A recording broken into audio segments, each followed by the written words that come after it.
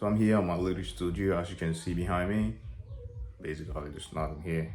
Just a little office that I kind of do my stuff.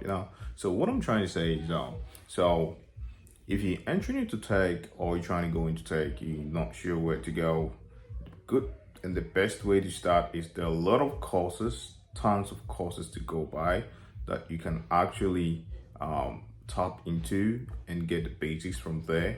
If you are already into tech and you're trying to master, or you're trying to know where it's best to go through, take this from me as a recruiter and a developer at the same time. I've actually come across a lot of things that I've seen most developers do. Like, it's like maybe if you are a developer who wants to go into backend, you love to learn everything. You like to learn a bit on Node.js, learn a bit on Django, learn a bit on Python, and Laravel, and a whole bunch of that. One thing I'll say is don't do that.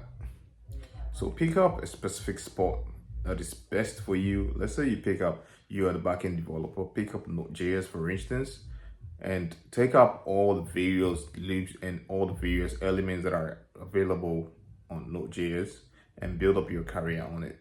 Why? Is because in order for you to be best at what you do, you must pick up the domain that works well for you and master it.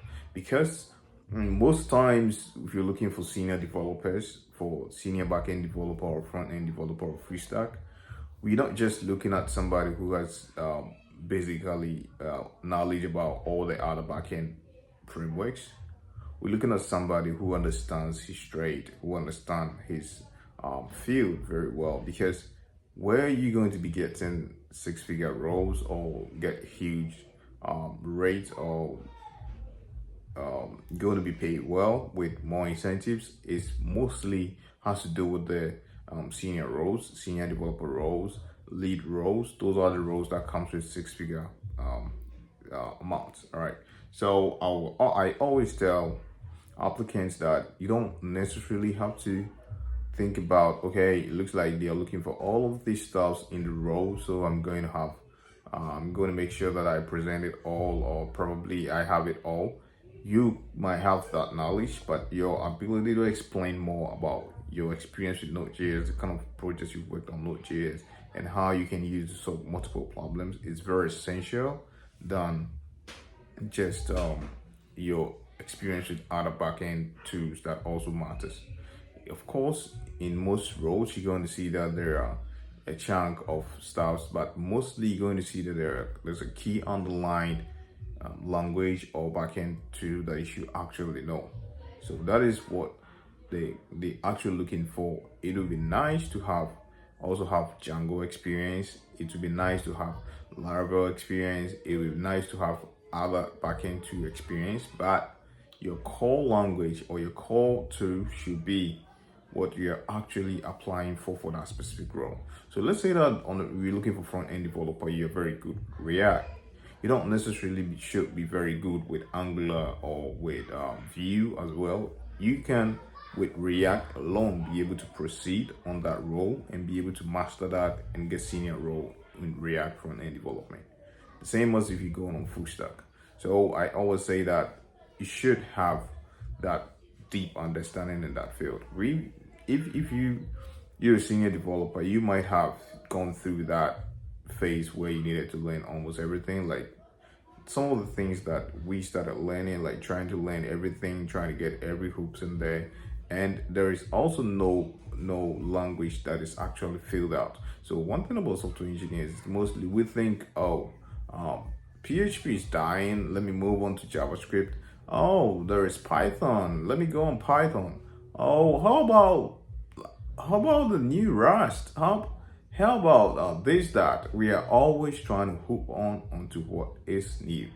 One thing is, you might end up trying to go into an environment you're not very comfortable with, and at the end of the day, you're going to find yourself trying to pick up the pieces from there whilst you left. Because for all you know, there are companies that are still working with the tools or the language that you still have. Like back in the days, we thought PHP seems to be fading out, but PHP has a good grasp and it's still working fine because of WordPress and other tools that still depends on PHP, And we can all tell that most old websites still depends on PHP. So you can't just hoop away straight to Python and just leave it all behind, because Laravel is still there. That is just a way to go by. So as a recruiter, I've seen these mistakes being made all the time. Like, you always trying to apply for every job because you think you have a bit of experience from all that. But if you had focused on applying for the ones that you're very strong at, will help you better and help you get more opportunities to be able to get more jobs and more job opportunities. So if you're going to the writer, go deeper into that.